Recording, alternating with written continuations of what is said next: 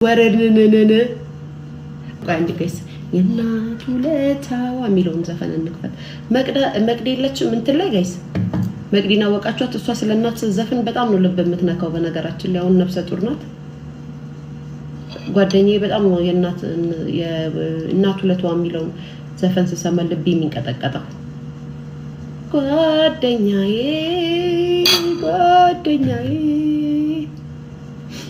ቱቱአለሽ ጋይስ ቱቱ ካለሽ ጥሯት። ቱቱን ያናደዳችሁብኝ ነው እናንተ ምቀኞች ጓደኛዬን አትንኩ።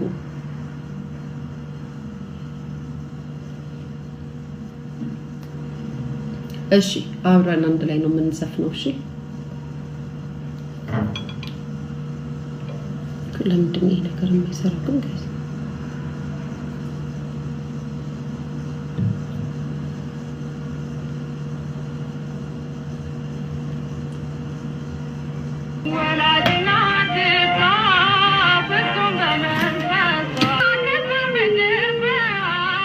ገኒ ወለተ ባጭ ብራገኝ ነው ሰው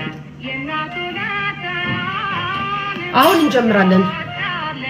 እናት ለሌላችሁ ላልወለዳችሁ እናት መድኃኒዓለም ያርጋችሁ።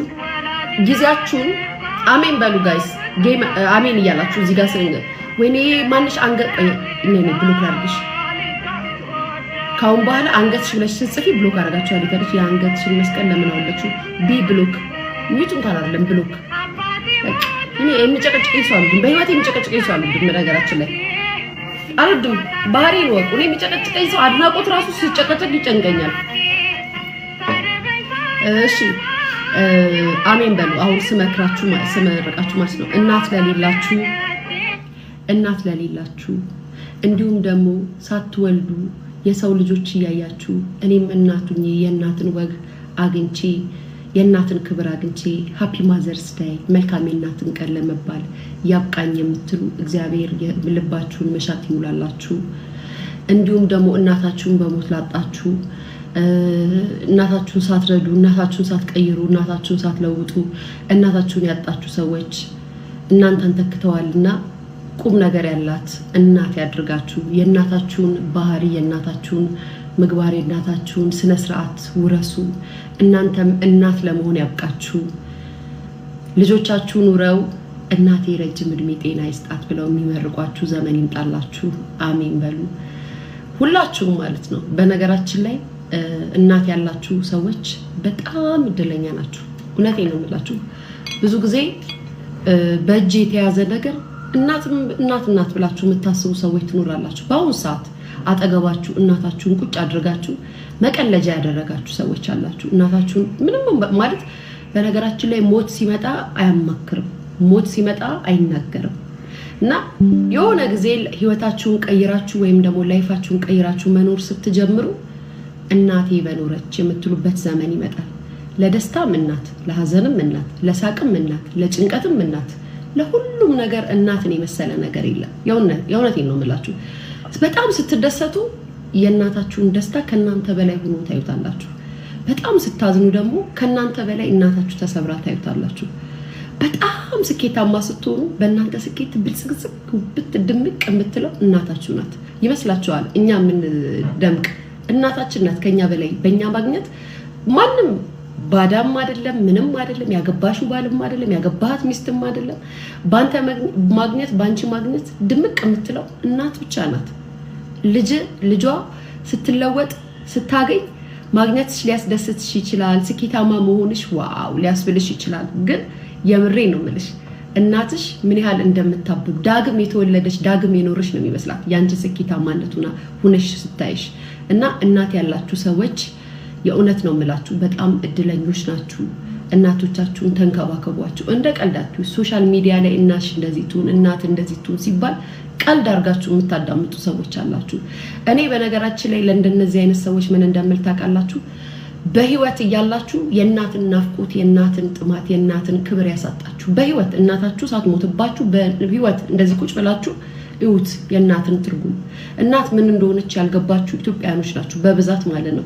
የእናትነትን ትልቅነት የምታውቁት እናት ስትሞት ብቻ ነው። እኛ ኢትዮጵያን ጋር እናታችሁ ስትሞት ብቻ ነው ይህ እናቴ ብትኖር የምትሉት።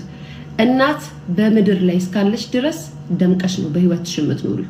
የምሬ ነው የምላችሁ ስለዚህ ሴቶች የእናትነትን ክብር የእናትነትን ውበት የእናትነትን ጌጥ መድኃኒዓለም ይስጣችሁ የምሬ ነው የምላችሁ በጣም ነው ደስ የሚለው ልጅ ካለሽ የእናትነትን ትርጉም በልጅሽ ታይዋለሽ ማንንም አይናፍቅሽም ልጅ አለሽ እናት ስትሆኚ በእውነት ማንንም ሰው በዙሪያ ሺ ነገር ቢመጣ ቅድሚያ ለልጅሽ ያ ማለት የእናትነት ክብር ይባላል እናት ለእናት ለማድረግ ያብቃችሁ የወለዳችሁ እናቶች ሃፒ ማዘርስ ዴይ እኛ በጣም የታደልነን ባይዘው እናት የሆነን ሴቶች በጣም በቃ ከመነግራችሁ በላይ ምድር ላይ ከሚያስፈልጉን ደስታዎች አንዷ እናትነትን አግንተን በእናትነት ተባርከን ከኖርን ከኛ የበለጠ ስኬታማ ሰው የለም የምሬ ነው የምላችሁ በጤና በደስታ ልጆቻችሁን ድክፍ አድርጋችሁ ያሳደጋችሁ እናቶች የያዛችሁ እናቶች ከናንተ በላይ ስኬትን የተጎናጸፈ ሰው የለም ሊመስለን ይችላል ኑሮ ተስፋ ሊያስቆርጠን ይችላል ህይወታችን ሊያስጠላን ይችላል ባልወለድን ልንል እንችላለን ግን ቁጭ ብላችሁ ተመልካችሁ እስኪ በጨነቃችሁ ባዘናችሁ ሰዓት አጠገባችሁ ያለችው ልጃችሁ ናት ማንንም ሰው አይደለም ደስተኛ ሆናችሁ ሰዓት ልጃችሁ ናት ሶ የእናትነት ፍቅር ይባላል የእናትነት ስሜት ያለው ስለዚህ የማያልቃብት ነው እውነት ነው የኔ ፍቅር ስለዚህ በልጅ ይባርካችሁ አሜን በሉ ያገር ልጆች እስኪ ኬኳን እንቆሳ ልክ ኮሮ ብትናገሩ ያ ማሪ እንዴ እኔ እስከዛሬ ድረስ ለምሳሌ ድሮ ልጅ ሳይኖረኝ በፊት ምንም አይመስለኝም ነበር ምንም ነገር አሁን ግን በጣም ደስ ያለኝ የምኖረው ቢከፋኝ ሀዘኔን በልጄ ረሳዋለሁ የሆነ ነገር በሆነ ሁሉ ነገሬን በልጄ ረሳዋለሁ ጋይስ ሁሉ ነገሬን በቃ ሁሉ ነገሬን ልጄ ሰዓት እንደ አዲስ መኖር ያምረኛል ልጄ ስመለከታት ደስ ይለኛል የምሬ ነው የምላችሁና ልጅን የመሰለ ነገር የለም ያ ደግሞ የእናትነት ማረግ ይባላል የእናትነት ማረግን ሶሻል ሚዲያ ላይ ስታዩት ጌጥ ዝም ብሎ ወሬ ይመስላችኋል እስኪ ያልወለዳችሁ ወለዱ እንዲስላችሁ ግን ማለት ነው ዝም ብላችሁ ወለዱ አይደለም ምለው ኮለዳችሁት ፍቅርዬ ቴንኪው ኮለዳችሁ በኋላ ባልወለድኩ አሁን አንዳንድ ሰው ሶሻል ሚዲያ ላይ ካያችሁት ልጅ እያለው ልጁን ይከላል እኔ ምን አይነት አንጀት ነው ግን ያላችሁ ጋይስ የብር ግን እንደዚህ ነገር ገጥሟችሁ ያቀር ከዛም በኋላ ልክ የእናቶች ቀን ሲመጣ ሃፒ ማዘር ዴይ ለእናቴ ምናምን ይላሉ ልጆቻቸውን ክደው የእናትነት ትርጉም ያልገባቸው የጥቅም እናት የሆኑ ሰዎች አሉ ምድራችን ላይ ባይዘው ብዙ አይነት እናቶች አሉ በጣም ብዙ አይነት እናትነታቸውን የሚሸማቀቁ እናቶች አሉ እነሱ ግን መኖር አልጀመሩ ገና የሚኖሩት ከምን ጋር እንደሆነ ተቃላችሁ ከገንዘብ ጋር የሚኖሩ ሰዎች ናቸው የእናትነትን ትርጉም አያውቁትም ከዛ በኋላ ፌክ ለማሳየት ሲሉ ለመደመደቅ ሲሉ ወይንም ደግሞ ወይ ገና ሚጥጥዬ ልጅ ናት ማለት መውለድን እንደ ትልቅ ሰው ነው የሚያዩትና በጣም ይገርመኛል ልጆቻቸውን ደብቀው እኔ እንዴት አንጀት ይኖራቸዋል ግን ልጆቻቸውን የምትደብቁ እናቶች ልጅ የለኝም የምትሉ ሰዎች የምርቁም ነገር እንዴት ነው ግን የሚቻለው ይቻላል ጋይስ እስኪ ኮሜንት አድርጉልኝ ልጅ የለኝም ማለት ይቻላል አልወለድኩም ማለት ይቻላል ጋይስ ልጅ ግን ይካዳል እምትክዱ እናቶች ልቦና ይስጣችሁ ለጥቅም የተገዛችሁ